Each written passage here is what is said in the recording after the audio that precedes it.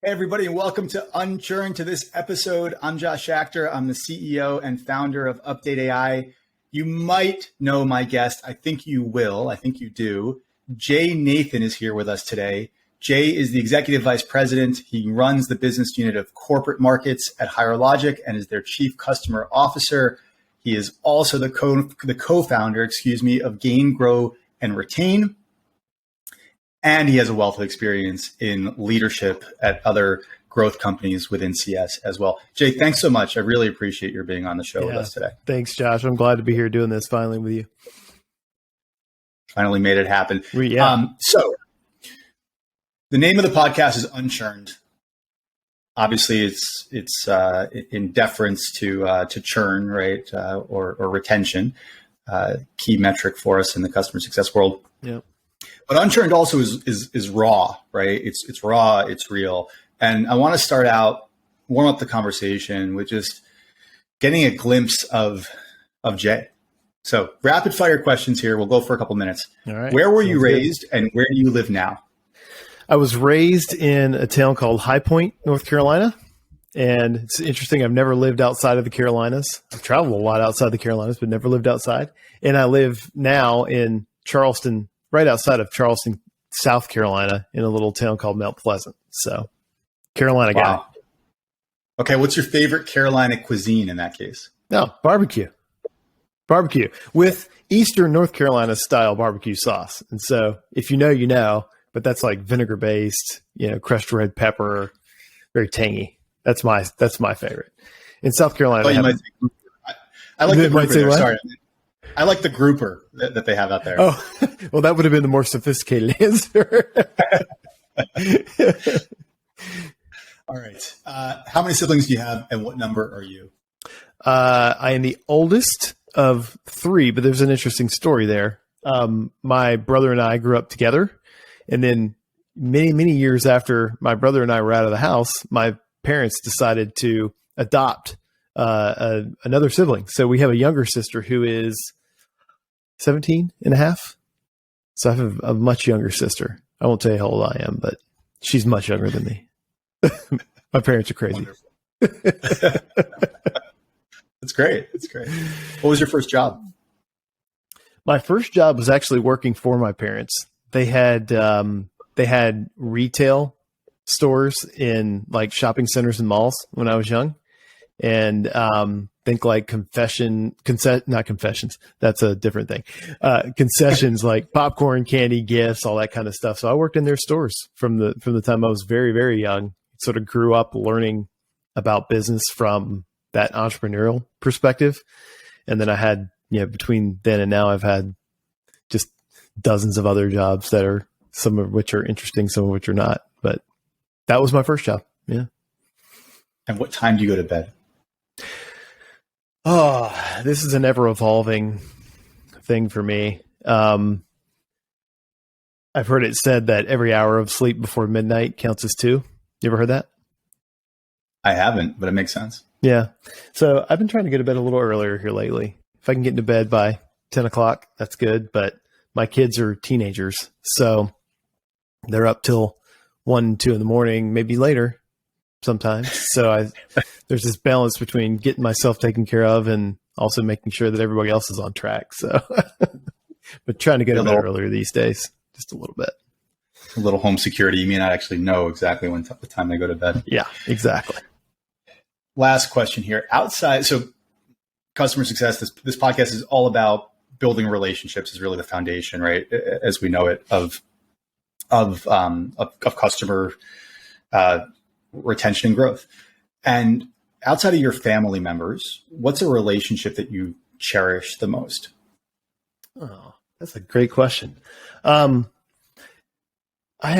feel like I have so many relationships, across the customer success community, my colleagues at work, my family, of course, as you mentioned. But I've got one really good. I've got a bunch of good friends from college, but there's one person that I've stayed in touch with for the whole time, and of course, we've gone in and out of being in touch at times. But here lately, he and I'm helping him a little bit with his startup that he's working on. He reminds me of you in a lot of ways. And is just a really, really great friend. He was my first roommate out of college. He and I were fraternity brothers back in college.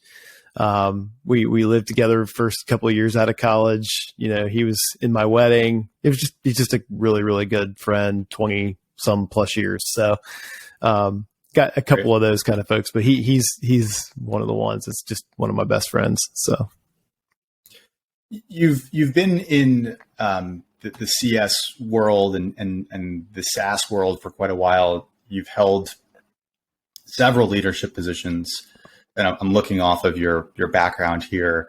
You were director of product management at Blackbaud, if I'm pronouncing that correctly. Yeah, that's right. VP of service and support at Snag, SVP of CS at People Matter, I believe was associated with Snag.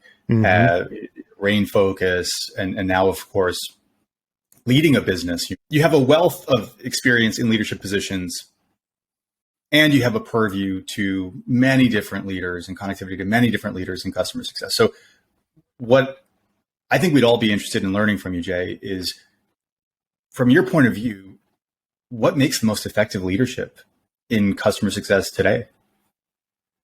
Yeah, it's a great question. And I actually don't think it differs a lot between customer success or sales or product management, whatever function you're in. The leadership principles apply. And, I've had a number of leadership roles, but I could tell you with very concrete certainty that I am still learning every single day. Just ask the people that I work with. They will tell you I'm still learning every single day, and we all are. So, maybe the first principle of leadership would be just realize that you don't have all the answers, and that inquiry is probably the smartest thing that you could do as a leader. Lead with questions, not answers. And even as I say those words, I know I don't always do it. Right. So that's one area that I consistently try to work hard at getting better at. I think let's dive into that a little bit. So lead with questions, not answers. So you're referring to communication with your team, right? To interactions with the folks that work for you. Can you give an example of how that manifests in your team? Yeah. Well, I would say it manifests for your team and for your colleagues, your peers, even your superiors. When you ask questions instead of give answers, it actually allows people to take ownership of their own problems. And I've learned this, through the years. And again, I'm always having to work at this because my personality is not that. My personality is I've got an idea in my head. I might even have an answer. I might have some experience. But when I put those things out there in an imperative sort of way, instead of asking a question, it transfers ownership from the person that I'm working with to me. And then I have more things sticking to me because I might appear to sound like I have an answer. But what I really want is to empower the person that I'm talking to. So, and again, I'm coming to you as a person who's constantly working on this, not somebody who has this figured out. But I've had so many discussions. Nils Vinya, I don't know if you know him. He and I have spent a lot of time together, and we've talked a lot about this concept. His book covers it. There's a great book by John Maxwell. There's another book by a guy named Michael Stanier called The Coaching Habit. Just all about asking questions and using inquiry as a method to get to the right place, and yet not try to take ownership over everything, or not inadvertently take ownership over everything, so that you're empowering the people around you instead of building yourself up in that process. Is the Coaching Habit the book about how to conduct one-on-ones with your team? Yeah, that's covered in there for certain. But it's also it's much more broad than that, just because anybody can be a coach to anyone else. People ask me for advice all the time, and the reality is I don't know how to solve, UpdateAI's specific problems. You're in the middle of it all day, right? But what I can do is ask you questions that help illuminate different areas of thought for you. You have the answers somewhere in your head. If I can ask you the right question, you can find them, and then you have complete agency and ownership over solving that problem. Now you're reminding me of right? business school with professors that when you ask them a question, they just say it depends, and here's a heuristic that you can try to apply, but I'm not going to give you the answer. That's okay. The Socratic method, right? Yeah, it's the Socratic. It's the academic method. I think it's the coaching habit. I could be mistaken, but either way, I'll share this. Something that I picked up from that book or another was one-on-ones, how to conduct one-on-ones with the folks that you work with. And I remember I actually wrote this down on a Post-it and put it on my desktop monitor so I wouldn't forget it. And so finally I was able to ingrain, it ingrained itself upon me, I suppose is the word I'm looking for. Always starting out with just, how's it going? Asking them a question about how they're doing. Right. They're always going to respond, it's good, it's okay, yeah. But no. Really, how is it going? Like, what's really going on? How are you? And then always following up or ending the conversation with, what can I do to help you?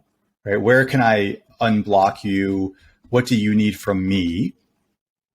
Because I think likely at your level of leadership, you have a large responsibility, and I do too, to a smaller scope and scale. But you find yourself just becoming a air traffic controller in many ways, and like your primary intention is to unblock folks and let them do their best work and get yourself or get others out of their way. 100%. I mean, that is the job of a manager or a senior leader. Is if you could do all this stuff yourself, then you would be doing it, right? But the reality is, when you're trying to scale a business, you have to empower and enable others. You have to make good people decisions all the time, put the right people in the right positions, because you don't have all the skills you need. Even if you did, you don't have enough time in the day to do the work. So putting the right people in the right positions and then helping them move obstacles, right? And prioritize. That's the other thing. And again, I'm coming to you from a place of severe imperfection on prioritization in particular, because I want to do everything fast and all at once is my nature. But if you can prioritize and help people prioritize and stay connected to the business priorities, then that gives them the clarity they need to act, again, with agency without you having to tell them what to do or prioritize for them. Right? Yeah. It's about. And I was just going to say that book, that question, how can I help you, is also a very empowering question, right? I'm not taking the task from you. What do you need from me to support? What does support look like is another way to frame it. Right. Yeah. With a little bit I feel of like Brene Brown. I just definitely don't look like her. She's yeah. I'll go back to the one-on-one for a second. And I remember years ago, I'm not going to be able to share too much, but years ago I was conducting a one-on-one with somebody that worked on my team. Started out the conversation with, how's it going? And this person was very quiet by nature, a little younger, and said, oh, it's okay. And it's okay. How is it going? Really, how's it going? And next thing you know, there were waterfalls of tears because there had been some inappropriate misconduct in the office, which, then triggered a whole series of things. Sure. But I think it's really just by sitting there and being present with your team. Like your pencils down, your phone away. In this case, maybe we're all working remotely, but and reiterating the question and showing that you really care. And it strikes me that you are that empathetic type of leader that does, just in the conversations that I've had with you, you are always present. That is very important to be a leader. It's the one thing that you can do that doesn't require you to have the right words, or you can just listen and be present, not multitask, like just be here. And it's even more important now, to your point, Roll. Many of us working remotely. Higher Logic is now a remote first company, like full stop, remote first. We closed all of our offices down. And so this is really critical. It's a really critical thing, and it takes work. It takes work and it takes time. But yeah. Now the flip side of leadership on this is, there's an empathetic piece, there's a listening and a collaborative piece to it. The one of the areas that I'm working on, and this is just a recent revelation for me, is I'm working on being more directive when I should be directive at the same time. This is why leadership is so freaking hard, because on one hand, it's all situational, right? On one hand, you need to be collaborative and you need to, bring other people along, but there are situations in business where you do need to be directive, and you need to practice that, at times, when it's not in the heat of the moment or a delicate situation. You need to practice those things to see what they feel like and get accustomed to doing that kind of motion as a leader as well. So leadership is a lifelong journey, man. And there's always so much to learn and so much to figure out, and it will constantly be changing because the people you interact with are changing all the time. There's another great book. Well, welcome to the Unchurned Book Talk with Josh Schachter and Jay Nathan. We could do this weekly. We could do this weekly, So I think it was Ashna Patel who had a CS book club about a year ago. But anyway, right. Yeah. Growth Mindset is a book that's been my holy Bible of literature, right? By Carol Dweck. And the obviously about having a growth mindset, you're always learning.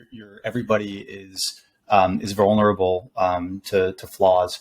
And the irony is that I think as you get more mature and you become a better leader, then you understand that better. You know that you're not perfect. And then I think the other book is Radical Candor. Yeah. I don't know if you've read that one. Amy Scott. Yeah. It's one of my favorites. That's what you're talking about, right? Being empathetic but also being candid and truthful and directive when you need to be directive. My own background was I used to be overly coarse. I'm still overly coarse. I used to be overly no, you're not. Overly directive. My background's in product management. I'm the product owner. I'm the product manager. I get to lay down the marching orders. And that held me back. Then I learned from those lessons, read the growth mindset, developed it. But I actually realized, I think I actually developed a little bit of a neuroses almost of sorts from that, where I felt like then I had to be too passive to compensate. Right. Mm-hmm. And so now I think I'm back at a good place, which is more of an equilibrium where it's somewhere in the middle.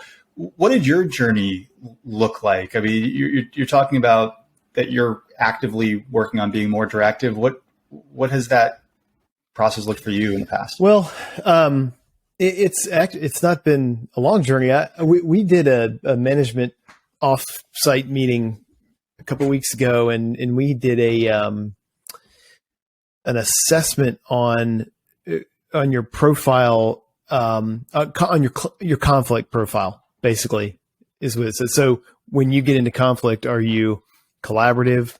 Are you directive? Do you avoid it, or do you just acquiesce to the other side? What is your style? That's not saying this is not behavior necessarily. It's just what is your propensity to do this? And as I looked at my results, my directiveness was very, very low. My collaborative was very, very high. And I think that's sort of like the high empathy side of me always wants to create, not necessarily harmony, but always wants to bring everybody along together. But sometimes that it takes time and energy to bring people along, right? And you have to acknowledge that. And so the drawback, assessments always tell you what the good things about your personality, and then where that creates risk for you.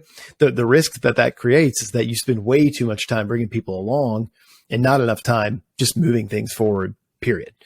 And so it really has, I can be directive. Ask my kids, right? Some people have felt me be directive that I've worked with in my career, but I wouldn't even say it's been a long journey, but what I've started to practice doing is just being directive outside of the moments of conflict. Just practice. What does it feel like? Again, back to that concept. It's very clear what needs to happen. We don't really need to collaborate on this. I need to pick the things that we should spend that time and energy on. And there's other things that it just is what it is. And so it's got a clear answer. That answer is been proven over the past couple of decades that that's the right answer. So we should just do that and go, and it's teaching somebody and move on.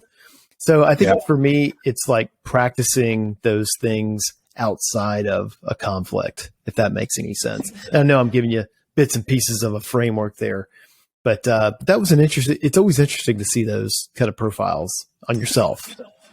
It is. Right? It is. Yeah. I mean, it's part enriching, part bullshit. Fair. Yeah, part, just the spawning of a different industry to promote that. But no, I do enjoy those. Especially when they tell me the things that I want to hear. Yeah. But if you're not careful, they can become self-fulfilling prophecies too. So you can't define yourself by what you read in these reports. Everybody does these things, but usually they also coincide with just a moment. I mean, they are a moment of reflection, and maybe that's even the more important thing. Is not what is said, but just the process, right? It's the journey, not the whatever. So, and I really like your tip there of finding your moments when you're not in conflict to assert yourself. And like anything, it's a muscle that you build. That's right. And when from my own experience, like I know there's times when I've come across too passive, and then it's like, oh, I want to redo in that conversation, right? Or too aggressive, But when you're able to assert yourself, but also feel and have the other person feel that you care and that came from a good place. I don't know about you, but I feel like $1 million when I have that moment. Intent matters. It matters more than what you say. It's where you're coming from, right? And does the person on the other end know that you care first? Yeah. And finding ways to show that, when at any point, right? Just to show that you care, so that you have that care capital built up. That's right. You're building up a bank account. Yeah, that's right. It's the same with your family as it is with your colleagues. Yeah. I mean, this will come across poorly. Again, I'm still working on the coarseness. But I look for those moments where I can show I care. So I have a colleague, is sick or something, happens or whatever. And of course, like your heart goes out for them, and you want them to do well. And that is like the first priority. But I also view it, I don't know, Jay, if this comes out terribly, I view it as an opportunity. I've used it as an opportunity to show that I care, to build that capital, right? Somebody gets COVID on your team and you buy them, go on Amazon, you buy them a care package. I view that as of course I want them to recover fully and be fine, but you view it as an opportunity to really kind of insert that into your culture and into your own leadership style. So, that's just me. Yeah. Okay. I'm going to give you another book that I'm literally in the middle of reading right now. Have you ever read Setting the Table by Danny Meyer? I've read Leaders Eat Last, but no, not Setting the Table. Okay. Well, so Danny Meyer is the guy who founded Shake Shack and a bunch of other restaurants in New York City, in fact. So, but he talks about the difference between service and hospitality. Service is doing all the things that you have to do. You have to decant wine. You have to clear the table. You have to present the menu. You have to do all the things, right? And same thing in SaaS. Like you have to go through the implementation process. You have to handle cases. You have to do all these things. That's service. But hospitality is the little things that you do to help people feel like they're part of something bigger and have an experience that they're warm and excited about. So what you're talking about is hospitality in a way. I've really latched onto this book, by the way. So I love it. Maybe a bridge too far, but we'll have to keep it in the show notes for the podcast. We'll put all the links to all the books, and I'll sign up for the Amazon affiliate program before I do that. Good idea. That's great. Have you ever worked in hospitality? Oh yeah. That was one of my first jobs outside. I mean, you could say that my parents' business was a hospitality business to some degree, right? But I waited tables. I waited tables a lot. I was bartender at one point in college as well. So yes, I've spent a lot of time in hospitality. We both work in customer success, and I wonder the percentage of CS professionals that have worked in service and hospitality. I think it's high. Yeah, I think it's high. Yeah. Yep. Good training there. There's a few other attributes of leadership that you had touched on a few moments ago. You talked about prioritization. I missed that. That's a great point, right? So you're making sure the trains arrive on time and take off on time, but you're also prioritizing those trains and cars, whatever. And you're also setting the vision, and you're reiterating that vision again and again and again to make sure that those trains are going in the right direction. And that can be really difficult to do. What is the current, because visions can change, they evolve, they have their own growth mindset. Mm-hmm. What's the current vision of Higher Logic, and how have you gone about, how are you instilling that within your business unit? Yeah, very good question. And, one of the things as a leader of any team, but especially the bigger your teams get and the more broad they get, you just have to gear yourself up for the fact that part of your job is repetition. You have to continuously remind people of what the vision is and bring it back to them, because the reality is people do not understand the first time you tell them something. I can't stand it when people tell me that they've told people something, and it's like, well, did they get it? Did they hear you? Were they listening, and did they hear, and have they internalized it? So that's our goal as leaders. Yeah, you have to have a strong vision, but you also have to communicate it constantly and in different ways to hit it from different angles.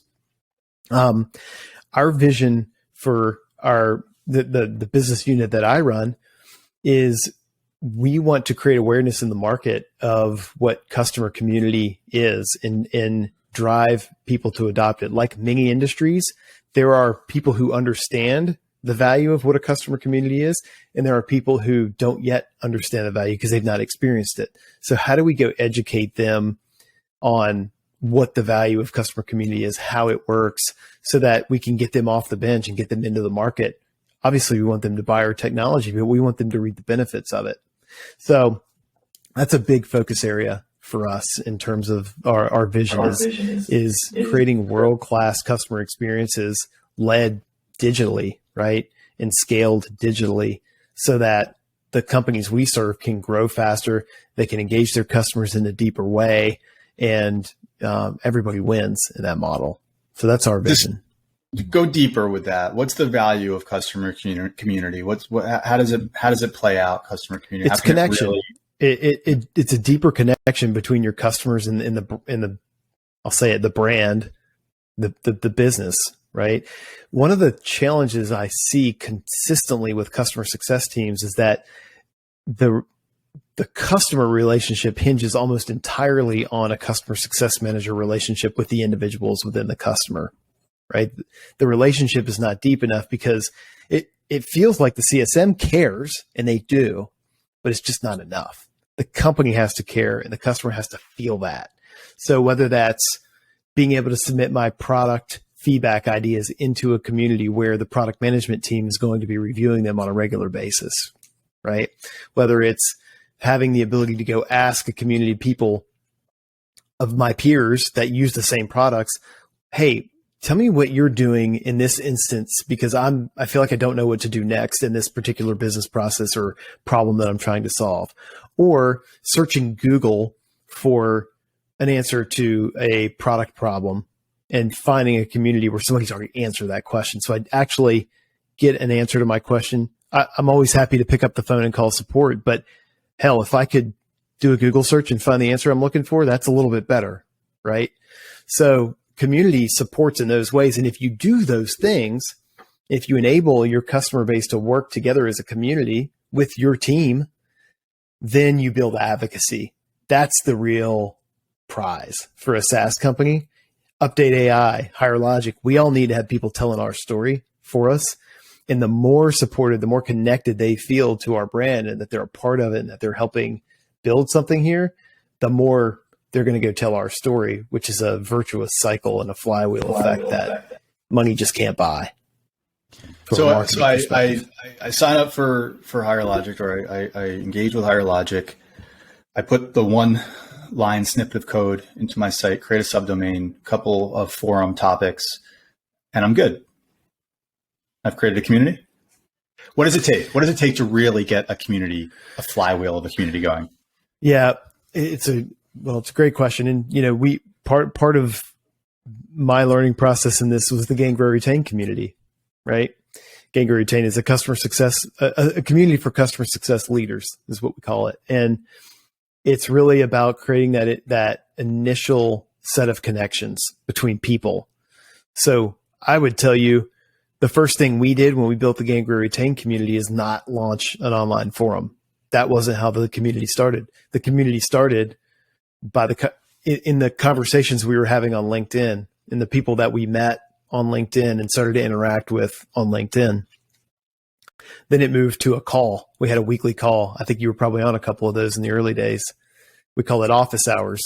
And we would tell people on LinkedIn, hey, let's all meet up live and we'll jump on a Zoom call. And before we knew it, we had 150, 250 people on these calls every single week with some of the brightest minds in customer success sharing ideas. And we were learning how to facilitate that. And then what would spin off of that was other relationships. People would hear me say something, or they'd hear Boaz say something, or they'd hear Ziv Peled say something, or you say something, and they'd be like, hey, I heard you say such and such, Josh, can I contact you offline and sort of pick your brain on that thing? And then all of a sudden, all these relationships start springing up. So it's not a digital thing. It's a human connection thing. And if you can identify the common problems that a group of people with a common set of goals and maybe challenges have, then you're on the track to creating community. And then of course it manifests in all kinds of ways digitally once you have built that. But you could throw up a digital community and turn it on, and if you build it, they probably won't come unless there's a good reason for them to engage and get value from the other people that are in that community. I've read your literature, your posts, and you've always had great insight into the world of customer success. And like I said before, you have this wide purview into what's going on. I want to close this out, our conversation, with this last question. What are you most excited about in the world of CS that you're seeing right now? I'm most excited that I see customer success teams realizing that this is not just a one-to-one game, one CSM to one customer. That's not how we're going to win. And we're going to win through community. And that might, good example. We just had our CSMs in one of our customer segments just started up a monthly office hours call of their own, where they've invited all the customers together. Customers get immense value out of learning from one another. And then they'll take that conversation over into our customer community, we hope, and continue to maintain those connections. So it's everything that I just mentioned, layering that into the one-on-one relationships that we do so well in customer success, is really bringing this concept of community interaction and one-to-many engagement into the fold as well, to sort of help lift the entire customer relationship across all the customers. And I've heard that sentiment expressed from other CS leaders also. Jay, Awesome. Thank you. This was great. Always a pleasure. Yeah. I feel like I'm in wonderful company here. It was so honored to have you on the show. Thanks, man. It's great to be here. We'll do it again, I hope.